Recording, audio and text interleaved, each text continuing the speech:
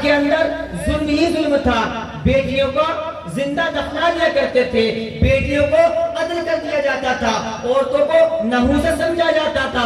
اتنا ہی نہیں بلکہ کسی شوہر کا انتقال ہو جاتا تھا تو اس عورت کو نحوست سمجھا جاتا تھا اور یہ کہا جاتا تھا کہ تیری وجہ سے تیرا شوہر مرا ہے. یہ کب کی بات بتا رہا ہوں؟ یہ جب کی بات بتا رہا ہوں جب آقا علیہ السلام دنیا میں تشریف نہیں لائے تھے. پوری دنیا میں اندھیرا ہی اندھیرا تھا, پوری دنیا میں تاریکی ہی تاریکی تھی, عورتوں پر طرح طرح کا ظلم ہو رہا تھا, اندھیرا ہی اندھیرا تھا.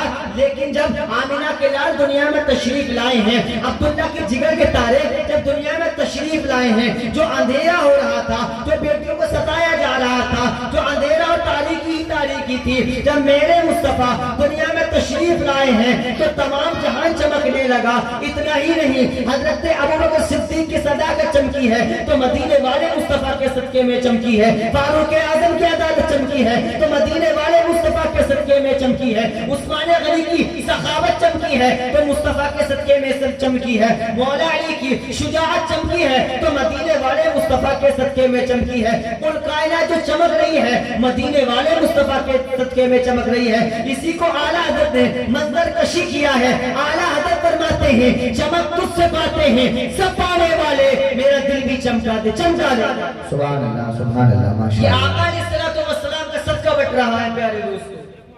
انہی کی عالم ہے غوث اعظم رضی اللہ تعالیٰ عنہ. غوث پاک رضی اللہ تعالیٰ عنہ کی بارگاہ میں ایک بوڑھی عورت حاضر ہوئی.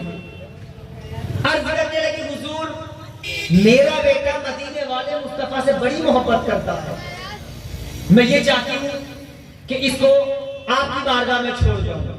میرا بچہ علم دین حاصل کر لے گا, میرا بچہ آپ کی صحبت میں رہے گا تو اچھا بن کر رہے گا. حضور غوث پاک رضی اللہ تعالیٰ کی تقویت السلام, حضور غوث پاک رضی اللہ تعالیٰ نے ارشاد فرمایا اے بوڑھی ماں, اگر یہ تیرا بیٹا علم دین حاصل کرنا چاہتا ہے تو ٹھیک ہے, اس کو یہاں چھوڑ جاؤ.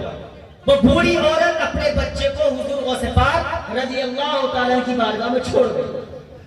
کچھ عرصے کے بعد جب آن کے دیکھا, اپنے بیٹے کا حال چال دیکھا تو اس کا بیٹا سوکھی روٹی کھا رہا ہے. ماں تھی, دل بے چین ہوا. پھر حضور غوث پاک رضی اللہ تعالیٰ کی بارگاہ میں پہنچی, دیکھتی کیا ہے دسترخوان بچھا ہوا ہے. حضور غوث پاک رضی اللہ تعالیٰ مرغے کے گوشت سے کھانا تناول فرما رہے ہیں, آپ گوشت سے روٹی کھا رہے ہیں. اس بوڑھی ماں نے کہا, اس بیٹے کی بوڑھی ماں نے کہا حضور میرا بیٹا سوکھی روٹی کھا رہا ہے اور آپ جو ہے گوشت سے روٹی کھا رہے ہیں, کھانا کھا رہے ہیں. حضور غوث اعظم رضی اللہ تعالیٰ کے سامنے جو اس مرغی کی جو ہڈیاں رکھی تھی, کہا سنو, حضور غوث پاک نے بِإِذْنِ اللَّهِ کہا, اللہ کے حکم سے زندہ ہو جا.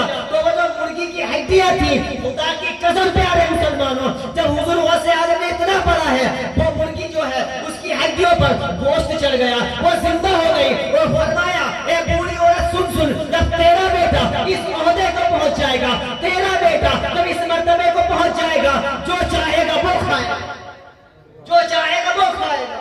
یہ حضور غوث پاک کی شان ہے پیارے دوستو. بس 2-3 منٹ کا ایک واقعہ اس میں, اس کے بعد میں گفتگو ختم. بہت اچھے. حضور غوث پاک کون ہے؟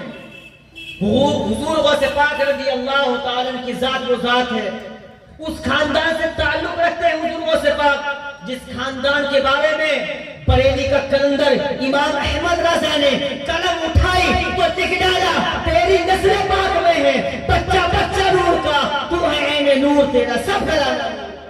یہ اس خاندان سے ٹچ ہے. حضور غوث پاک رضی اللہ تعالیٰ عنہ, آپ جو بھی دعا جس کے لیے کر دیتے تھے اللہ تعالیٰ اپنی بارگاہ میں قبول فرما لیا کرتا تھا. ایک مرید اپنے پیر و مرشد کے پاس پہنچا, ان کا نام ہے شیخ حماد رحمت اللہ علیہ. پوچھا حضور تیار ہوا, اس نے باہر کا ساز و سامان یعنی کہ باہر جانے کی تیاری کر لی. تیاری کی, بالکل بیگ تیار کر لیا, پیر و مرشد سے اجازت لینے پہنچا. کہا حضور میں تجارت کے لیے جا رہا ہوں, کیا آپ بتائیں کیسا رہے گا میرا سفر؟ تو جو اللہ کے ولی ہوتے ہیں, اللہ کے نیک بندے اور دوست ہوتے ہیں, اللہ کی عطا سے, اللہ کے فضل و کرم سے اللہ تعالیٰ ان کو اتنی طاقت عطا فرما دیتا ہے جو چاہتے ہیں وہ کر لیتے ہیں. انہوں نے لوح محفوظ تک کا دیکھا. فرمایا بیٹا یہ سفر نہ کرو. کہا حضور کیوں؟ کہا تم جب واپس آؤ گے تجارت کر کے تو تمہارا قافلہ لوٹ لیا جائے گا, تمہارا سارا سامان لوٹ لیا جائے گا, اور تمہاری گردن پر جو ہے تلوار کو چلا دیا جائے گا, تمہاری گردن کو قلم کر دیا جائے گا. اب یہ بڑے پریشان ہوا. کوئی ساز و سامان تیار ہو اور کوئی منع کر دے تو تھوڑا سا عجیب لگتا ہے کہ یار میں تو جانے والا تھا, انہوں نے منع کر دیا.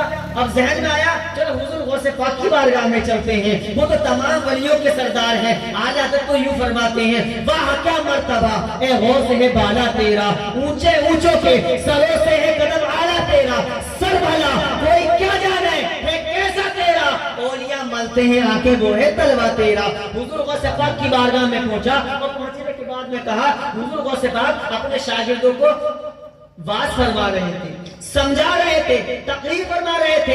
اس نے سوچا موقع اچھا ہے, اس وقت حضرت جو ہے گفتگو میں لگے ہوئے ہیں, حضرت سے اجازت مانگوں گا دے دیں گے. اتنا کہنا تھا. حضور سے کہا, حضور غوث پاک سے کہا اے عبدالقادر جیلانی, اے حضور غوث پاک میں جو ہے کام کے لیے جا رہا ہوں, آپ دعا فرما دیں. تو حضور غوث پاک کے لبوں سے یہ نکل گیا جا جا تو سفر کرنے جا رہا ہے, تو تجارت کرنے کے لیے جا رہا ہے, جا اللہ تعالیٰ تیرے سفر کو آسان فرمائے اور اللہ تعالیٰ کی حفاظت. سبحان اللہ. وہ واپس آیا, یعنی کہ جانے کے بعد میں واپس گھر پلٹا. کچھ دن کے بعد میں, کچھ عرصے کے بعد میں قافلہ رکا. قافلہ رکنے کے بعد میں اس کی آنکھ لگ گئی, یہ سو گیا. اب اس نے خواب میں کیا دیکھا, جو شیخ حماد رحمۃ اللہ علیہ نے اس کو لوح محفوظ پر دیکھ کے بتایا تھا کہ تیرے ساتھ یہ معاملہ پیش آئے گا, اس کو خواب میں آ گیا. یہ بھڑبڑا کر اٹھا, پسینے میں چور ہے, گھبرا گیا. سوچنے لگا مجھے تو شیخ حماد رحمۃ اللہ علیہ نے یہ بتایا تھا, یہ واقعہ بتایا تھا, یہ تو میرے خواب میں آ گیا. گھبرا گیا, ساتھ پھر کے سلامتی سے گھر آیا. اس مال میں سے جو اللہ تعالیٰ نے اس کو نفع دیا تھا, کچھ انعام کی طور پر شیخ حماد رحمۃ اللہ کی بارگاہ میں پہنچا. کہا حضور آپ نے کہا تھا میں سفر سے آ گیا ہوں, یہ تحفہ میری طرف سے ہے. تو کہا خبردار, اس کا حقدار میں نہیں ہوں بلکہ عبدالقادر جیلانی غوث پاک رضی اللہ تعالیٰ نے. کہا کس لیے؟ کہا اس لیے میں نے لوح محفوظ پہ دیکھا تھا, تیرا ساز و سامان تو لٹ چکا تھا, تیرے جو ہے تیری قدر کو قلم کر دیا تھا.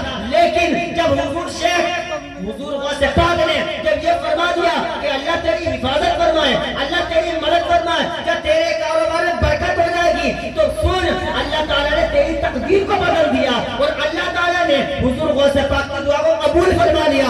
اسی لیے تو اعلیٰ حضرت نے منظر کشی کیا ہے. اعلیٰ حضرت فرماتے ہیں جب ان کے گدا بھر دیتے ہیں شاہانہ زمانہ کی جھولی, ارے محتاج کا نبی عالم ہے تو مختار کا عالم. بہت اچھی یہ حضور غوث پاک رضی اللہ تعالیٰ کی شان و کرامت ہے. اللہ پاک ہم سب کو پنج گانا نماز پڑھنے کی توفیق عطا فرمائے. السلام علیکم.